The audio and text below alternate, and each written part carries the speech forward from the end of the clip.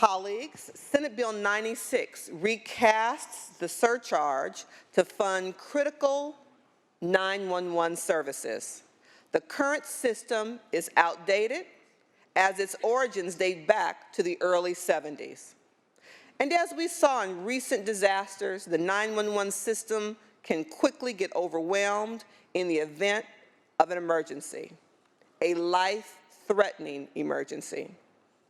The revenues that this bill will direct would fund the 911 system, including next generation 911, interfaces needed to deliver 911 voice and data information from the 911 caller to the emergency responder, and interfaces needed to send information, alerts, and warnings. The Department of Finance estimates that a full year's revenue collection under this restructured fee would generate approximately $175 million based on a rate of 34 cents per line. The surcharge will be determined by a number of factors, including the number of access lines, the balance in the state emergency telephone number account, and project costs that the legislature will have authority to appropriate. The legislature will also have oversight over how the revenues will be spent. I ask for an aye vote. Senator Mitchell, you may close. Thank you, Madam Chair. You know, colleagues, as we go through the Budget Bill Junior, the various trailer bills, there are some aspects of the budget development and making process that are very complex, that are multi-layered, that take us all a minute to wrap our minds around, that we rely on staff and finance and the LAL to provide us support and guidance. But colleagues, I have to tell you, this isn't one of them.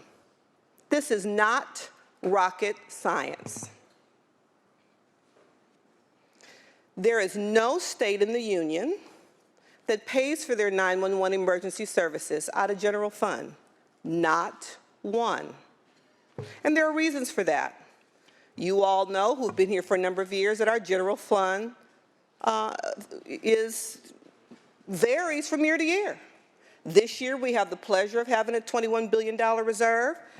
And for some of my colleagues who are now suggesting we use that to pay for this, in budget hearing as recent as yesterday, the claim was we hadn't saved enough. So on that, I'm confused.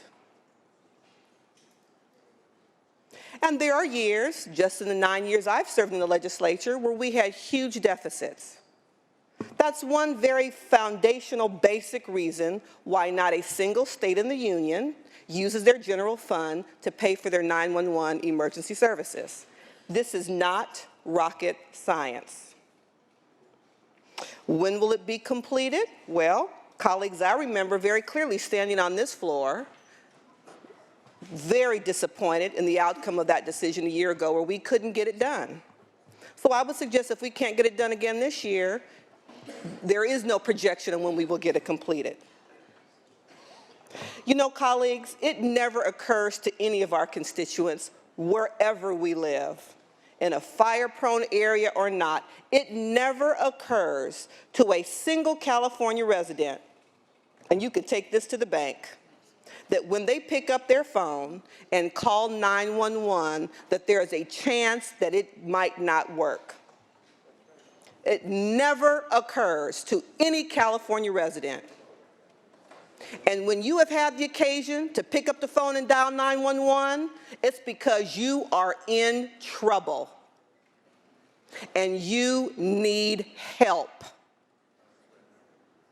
And if we are going to sit here on this floor and have this sophomoric debate about whether or not it is our duty and responsibility to step up and do what's right on behalf of every California resident, I am deeply disappointed in the integrity of this institution.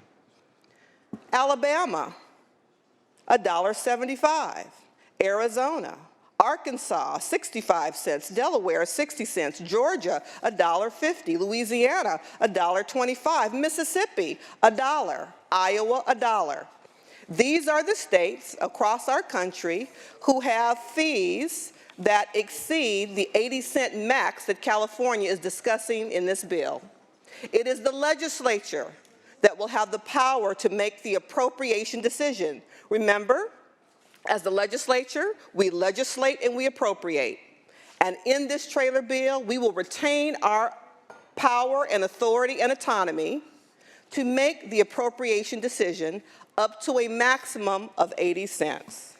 Colleagues, this is not rocket science. It is the responsible, strategic, thoughtful thing to do to make sure that every California resident, most of whom, including myself, no longer have a landline, have access to a service that they believe works when they need it the most, the 911 emergency line.